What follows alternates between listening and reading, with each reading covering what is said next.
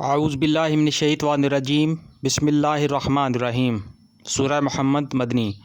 جن لوگوں نے کفر کیا اور اللہ کے راستے سے روکا، اللہ نے ان کے اعمال کو رائیگاں کر دیا، اور جو لوگ ایمان لائے اور جنہوں نے نیک عمل کیے اور اس چیز کو مان لیا جو محمد صلی اللہ علیہ وآلہ وسلم پر نازل ہوئی ہے اور ہے وہ سراسر حق ان کے رب کی طرف سے، اللہ نے ان کی برائیاں ان سے دور کر دیں اور ان کا حال درست کر دیا۔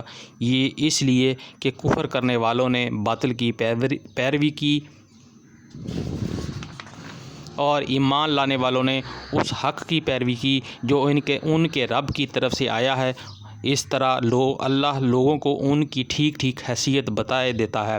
پس جب ان کافروں سے تمہاری منبھیڑ ہو تو پہلا کام گردنیں مارنا ہے، یہاں تک کہ جب تم ان کو اچھی طرح کچل دو تب قیدی کو مضبوط باندھو۔ اس کے بعد تمہیں اختیار ہے احسان کرو یا فدیے کا معاملہ کر لو، تاکہ لڑائی اپنے ہتھیار ڈال دے۔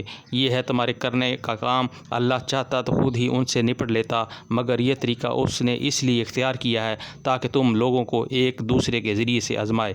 اور جو لوگ اللہ کی راہ میں مارے جائیں گے، اللہ ان کے اعمال کو ہرگز ضائع نہ کرے گا، وہ ان کی رہنمائی فرمائے گا، ان کا حال درست کر دے گا اور ان کو اس جنت میں داخل کرے گا جسے وہ ان کو وقف کرا چکا ہے۔ اے لوگو جو ایمان لائے ہو، اگر تم اللہ کی مدد کرو گے تو وہ تمہاری مدد کرے گا اور تمہارے قدم مضبوط جما دے گا۔ رہے وہ لوگ جنہوں نے کفر کیا ہے تو ان کے لیے ہلاکت ہے، اور اللہ نے ان کے اعمال کو بھٹکا دیا ہے، کیونکہ انہوں نے اس چیز کو ناپسند کیا جسے اللہ نے نازل کیا ہے، لہٰذا اللہ نے ان کے اعمال ضائع کر دیے۔ کیا وہ زمین میں چلے پھرے نہ تھے کہ انہیں ان لوگوں کو انجام دیکھتے جو ان سے پہلے گزر چکے ہیں؟ اللہ نے ان سب کچھ ان پر الٹ دیا، اور ایسے ہی نتائج ان کافروں کے لیے مقدر ہیں۔ یہ اس لیے کہ ایمان لانے والوں کا حامی و ناصر اللہ ہے اور کافروں کا حامی و ناصر کوئی نہیں۔ ایمان لانے والوں اور نیک عمل کرنے والوں کو اللہ ان جنتوں میں داخل کرے گا جن کے نیچے نہریں بہتی ہیں، اور کفر کرنے والے بس دنیا کی چند روز زندگی کے مزے لوٹ رہے ہیں، جانوروں کی طرح کھا پی رہے ہیں، اور ان کا آخری ٹھکانہ جہنم ہے۔ اے نبی صلی اللہ علیہ وآلہ وسلم، کتنی ہی بستیاں ایسے گزر چکی ہیں جو تمہاری اس بستی سے بہت زیادہ زور آور تھیں جس نے تمہیں نکال دیا ہے، انہیں ہم نے اس طرح ہلاک کر دیا کہ کوئی ان کا بچانے والا نہ تھا۔ بھلا کہیں ایسا ہو سکتا ہے جو اپنے رب کی طرف سے ایک صاف و صریح ہدایت پر ہو اور وہ ان لوگوں کی طرح ہو جائے جن کے لیے ان کا برا عمل خوشنما بنا دیا گیا ہے اور وہ اپنی خواہشات کے پیرو بن گئے ہیں۔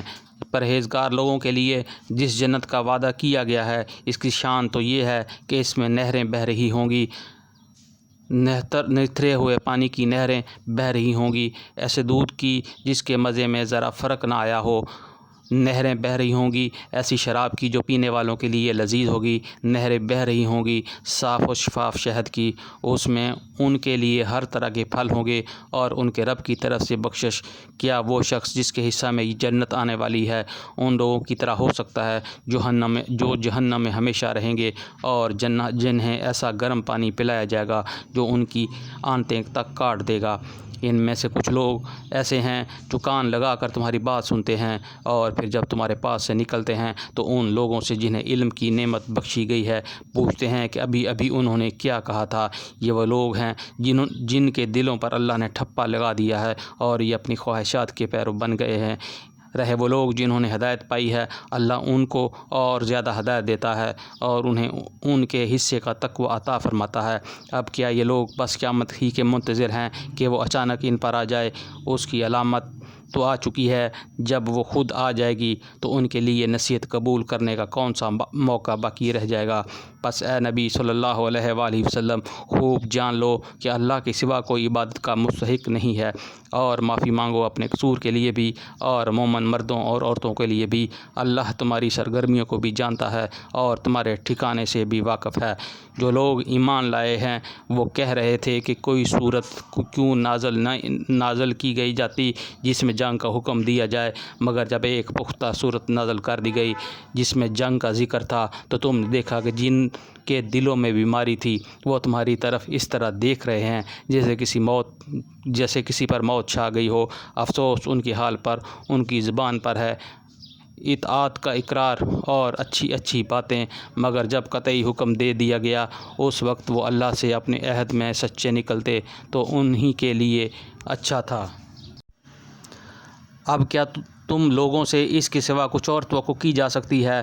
اگر تم الٹے منہ پھر گئے تو زمین میں پھر فساد برپا کرو گے اور آپس میں ایک دوسرے کے گلے کاٹو گے۔ یہ لوگ ہیں جن پر اللہ نے لعنت کی اور ان کو اندھا اور بہرا بنا دیا۔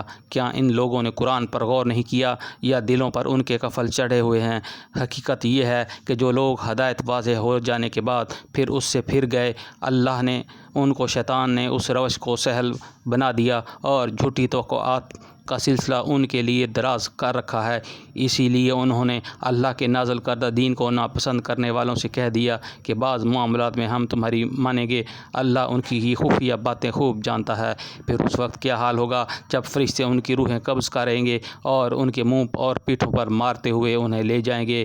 یہ اسی لیے تو ہوگا کہ انہوں نے اس طریقے کی پیروی کی جو اللہ کو ناراض کرنے والا ہے اور اس کی رضا کا راستہ اختیار کرنا پسند نہ کیا۔ اسی بنا پر اس نے ان کے سب اعمال ضائع کر دیے۔ کیا وہ لوگ جن کے دلوں میں بیماری ہے یہ سمجھ بیٹھے ہیں کہ اللہ ان کے دلوں کے کھوٹ ظاہر نہیں کرے گا؟ ہم چاہیں تو انہیں تم کو آنکھوں سے دکھا دیں اور ان کے چہروں سے ان کو پہچان لو، مگر ان کے انداز کلام سے تو تم ان کو جان ہی لوگے۔ اللہ تم سب کے اعمال سے خوب واقف ہے۔ ہم ضرور تم لوگوں کو آزمائش میں ڈالیں گے تاکہ تمہارے حالات کی جانچ کریں اور دیکھ لیں کہ تم میں مجاہد اور ثابت قدم کون ہے۔ جن لوگوں نے کفر کیا اور اللہ کی راہ سے روکا اور رسول سے جھگڑا کیا جب ان پر راہ راست واضح ہو چکی تھی، در حقیقت وہ اللہ کی کوئی نقصان بھی نہیں کر سکتے بلکہ اللہ ہی ان کا سب کیا کرایا غارت کر دے گا۔ اے لوگو جو ایمان لائے ہو، تم اللہ کی اطاعت کرو اور رسول کی اطاعت کرو اور اپنے مال کو برباد نہ کرو۔ کفر کرنے والوں اور راہ خدا سے روکنے والوں اور مرتے دم تک کفر پر جمے رہنے والوں کو تو اللہ ہرگز معاف نہ کرے گا۔ بس تم بوتے نہ بنو اور صلح کی درخواست نہ کرو، تم ہی غالب رہنے والے ہو۔ اللہ تمہارے ساتھ ہے اور تمہارے اعمال کو وہ ہرگز ضائع نہ کرے گا۔ یہ دنیا کی زندگی تو ایک کھیل تماشا ہے۔ اگر تم ایمان رکھو اور تقوی کی روش پر چلتے رہو تو اللہ تمہارے اجر تم کو دے گا اور تمہارے اعمال تم سے نہ مانگے گا، اور کہیں وہ تمہارے اعمال کو تم سے مانگ لے اور سب کے سب تم سے طلب کر لے تو تم بخل نہ کرو گے اور وہ تمہارے کھوٹ ابھار لائے گا۔